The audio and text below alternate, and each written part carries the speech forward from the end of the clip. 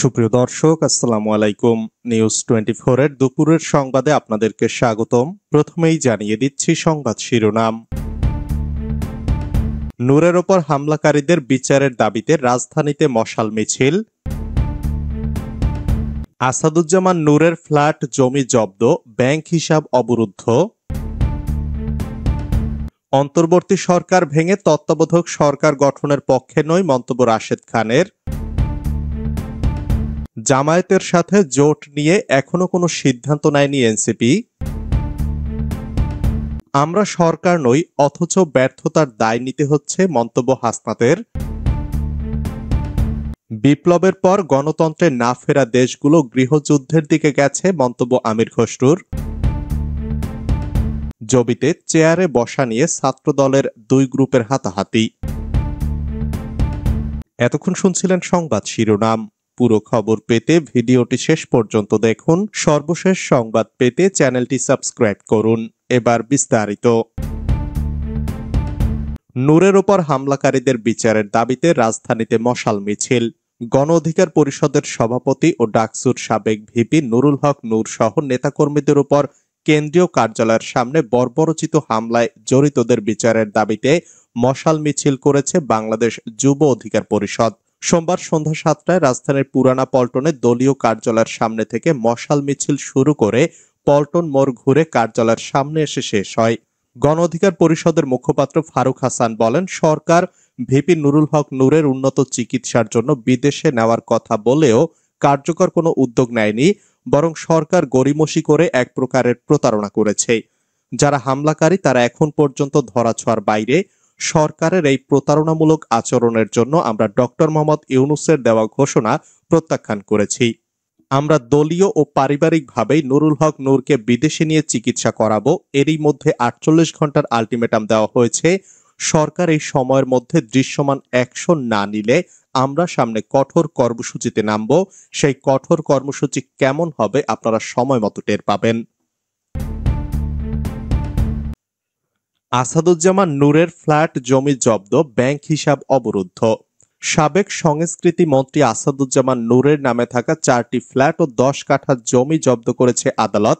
একই সঙ্গে তার নামে থাকা 16টি ব্যাংক হিসাবও অবরুদ্ধ করা হয়েছে। সোমবার ঢাকার মহানগর দায়রা জজ মোহাম্মদ সাব্বির ফয়েজ দুর্নীতি দমন কমিশনের আবেদনের ভিত্তিতে এ আদেশ দেন। দুদকের জনসংযোগ কর্মকর্তা আক্তারুল ইসলাম এ তথ্য জানান। এদিন দুদকের পক্ষে সংস্থাটির সহকারী পরিচালক মোহাম্মদ ফেরদৌস রহমান এ আবেদন করেন। শুনানি শেষে আদালত আবেদনটি মঞ্জুর করেন। মামলার এজাহারে বলা হয়েছে, আসাদুজ্জামান নূর ক্ষমতার অপব্যবহার করে 5,37,01,190 টাকার জ্ঞাত আয় বহির্ভূত সম্পদ অর্জন করেছেন এবং তা নিজের দখলে রেখেছেন। অন্তর্বর্তী সরকার ভেঙে তত্ত্বাবধায়ক সরকার গঠনের পক্ষে নয় মন্তব্য রাশেদ খানের। গণ অধিকার পরিষদের সাধারণ সম্পাদক রাশেদ খান বলেছেন, ডক্টর মোহাম্মদ ইউনূস স্যারের সমালোচনা আমিও করেছি, সামনেও করব, কিন্তু তাকে দায়িত্ব থেকে সরিয়ে কিংবা অন্তর্বর্তী সরকার ভেঙে দিয়ে তত্ত্বাবধায়ক সরকার গঠনের পক্ষে আমি নই। সোমবার রাতে এক ফেসবুক স্ট্যাটাসে রাশেদ খান তার অভিমত ব্যক্ত করেন।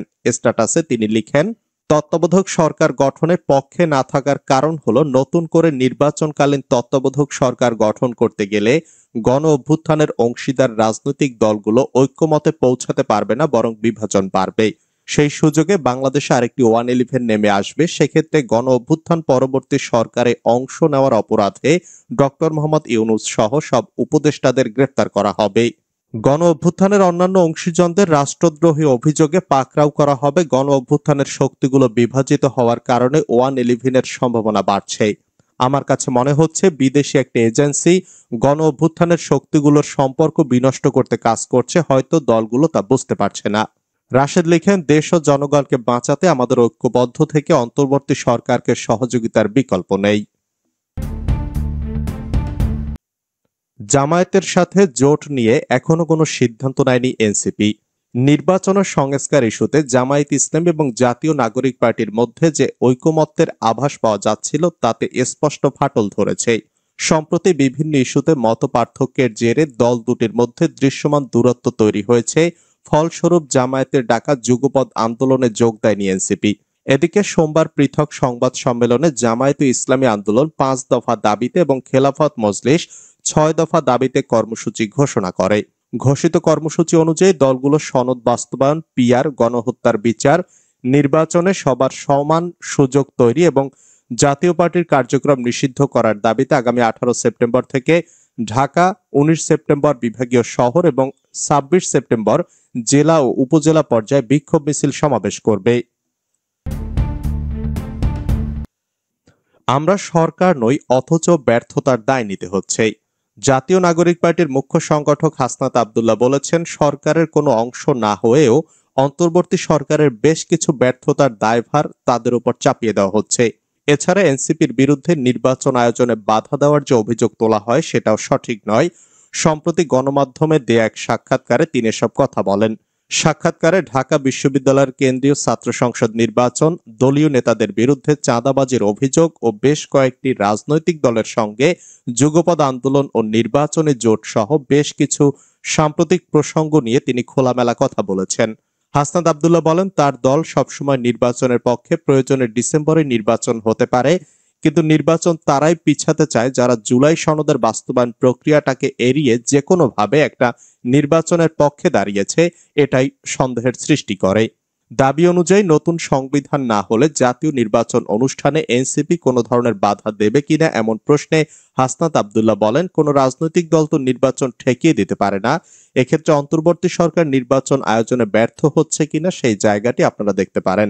সরকার আসলে নির্বাচন আয়োজনে সফল হতে পারছে কিনা আমরা সেদিকেই মনোযোগ দিচ্ছি। বিপ্লবের পর গণতন্ত্রে না ফেরা দেশগুলো গৃহযুদ্ধের দিকে গেছে। বিপ্লবোত্তর দ্রুত গণতন্ত্রে ফিরতে না পারা দেশগুলো গৃহযুদ্ধের দিকে গেছে বলে মন্তব্য করেছেন বিএনপির স্থায়ী কমিটির সদস্য আমির খসরু মাহমুদ চৌধুরী। আজ সোমবার দুপুরে রাজধানীর উত্তরার দক্ষিণ খানে এক আলোচনা সভায় তিনি মন্তব্য করেন।